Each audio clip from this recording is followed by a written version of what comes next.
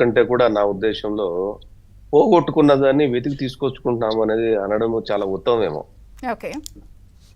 గత ప్రభుత్వంలో జరిగినటువంటి నష్టాలకు దాన్ని కవర్ చేసుకుంటూ తిరిగి దాన్ని పునర్నిర్మాణం చేసే పరిస్థితి మాది. కొత్తగా మీరు అన్నట్టు 2014లో ఇదే రకంగా జరుగుంటే suddenly will feel that it is a all all the things are gift అని ఫీల్ అయ్యేవాళ్ళం. బట్ ఇక్కడ పరిస్థితి అది కాదు.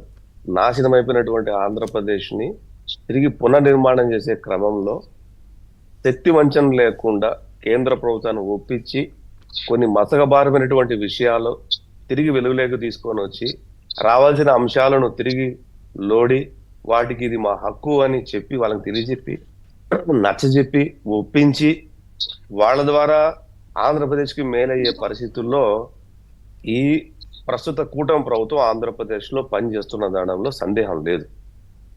కొత్తగా పాతవి కాకుండా కొత్తగా అంశాలు ఏవైనా రాష్ట్రానికి గతంలో లేని అంశాలు ముడిపడి ఉండి కొత్త వేదన వస్తే మీరు అన్నట్టు ఖచ్చితంగా అది గిఫ్ట్ కిందనే పరిగణించాల్సి వస్తుంది. లైక్ హెచ్పిసిఎల్ అంటే ఒకటి విద్యాసాగర్ గారు, ఇక్కడ ఈ పాయింట్ నేను ఎందుకు స్ట్రెస్ చేస్తున్నానంటే గత 5 ఏళ్ల ప్రభుత్వంలో జగన్ సర్కార్లో ఒకే లేఖని 100 సార్లు డేటు మార్చి అవే అంశాలని ఇవ్వడం మనం చూస్తున్నాం. సో కొత్తగా నాకేం అనిపించలేదు. ప్రజలు కూడా అదే చూస్తున్నారు. డేటు మార్చి అవే అంశాలు వెళ్ళాం, ఇదిగో పోలవరం అడిగాం, అమరావతి అడిగాం, ప్రత్యేక హోదా అడిగాం, ఇవే వినిపించేవి. కానీ ఇప్పుడు మీ దగ్గర నుంచి ఏమవుతుందంటే జనాల ఎక్స్పెక్టేషన్ హై ఎండ్కి వెళ్ళిపోయింది. వీళ్ళు వస్తే ఏదో చేస్తారు, ఏదో తెస్తారు అనేది ఇంప్రెషన్ మీ మీదకి వచ్చినప్పుడు ఏంటి అనేది నా question. Your question is absolutely right, no doubt at all. అయితే ఏంటంటే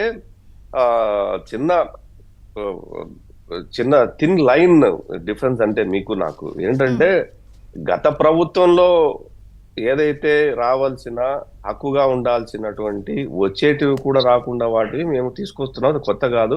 ఆ ప్రభుత్వం చేసినటువంటి దురాఘాతాలకు రాష్ట్రం బలైపోయింది కాబట్టి రిపేర్ చేసే క్రమంలో ఉన్నాము.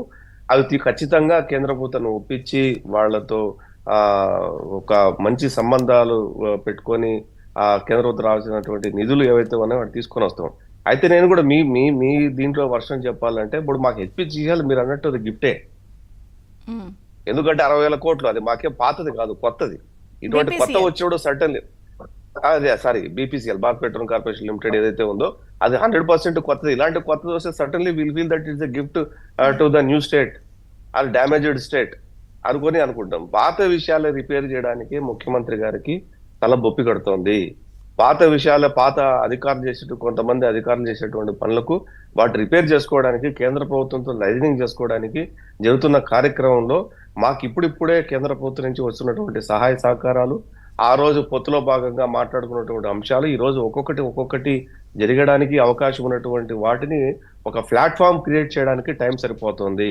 సో మేబీ 1 or 2 times లో కేంద్ర ప్రభుత్వం ఏ రకంగా అయితే మమ్మల్ని కాదుకుంటదని చెప్పి మేము అనుకుంటున్నామో ఆంధ్ర రాష్ట్ర ప్రజలు ఏ రకంగా అయితే అనుకుంటున్నారో కొత్తగా రాష్ట్రానికి రావాల్సినటువంటి నిధులు, నియామకాలు, పరిశ్రమలు, ఉద్యోగ కల్పన ఈ రకమైనటువంటి ఏది రేట్లు తగ్గడము, లేకపోతే ఇన్ఫ్రాస్ట్రక్చర్ డెవలప్ అవడము, లేకపోతే మంచి మౌలిక వసతులు కల్పిస్తారనేది ప్రజల ఆస్పిరేషన్స్ ఏవైతే ఉన్నాయో ఆ ఒక్కొక్కటిగా ఖచ్చితంగా అడుగులు పడుతున్నాయి. ఆ రకంగా కేంద్ర ప్రభుత్వం మాతో ఉన్నటువంటి సఖ్యత, కేంద్ర ప్రభుత్వంలో మేము భాగస్వాములు అవటం, వాళ్ళు రాష్ట్ర ప్రభుత్వంలో భాగస్వాములు అవటం తోటి మా ఇద్దరి మధ్య అందరి పార్టీల సహకారంతో రాష్ట్రానికి వేరే రాష్ట్రంతో పోల్చుకుంటే ఈ రాష్ట్రానికి ప్రత్యేకమైనటువంటి అభిమానంతో కేంద్ర ప్రభుత్వం నిధులు కానివ్వండి, లేకపోతే రాష్ట్ర ప్రభుత్వం కూట ప్రభుత్వం ఏదైతే ఉందో ఇన్వెస్ట్మెంట్ ను ఆకర్షించే పనిలో భాగంగా ఎక్సర్సైజ్ అనేది జరుగుతోంది. ఆ రకంగా అడుగులు పడుతున్నాయి. దానికి కావలసినటువంటి మౌలికంగా ఏదైతే అవసరాలు ఉంటాయో ఆ అవసరాలను తీర్చే క్రమంలో వాటిని ప్లాట్ఫామ్ క్రియేట్ చేయబడుతోంది. అతి తొందరలోనే ఒక మంచి ఇన్వెస్ట్మెంట్ సమ్మిట్ కూడా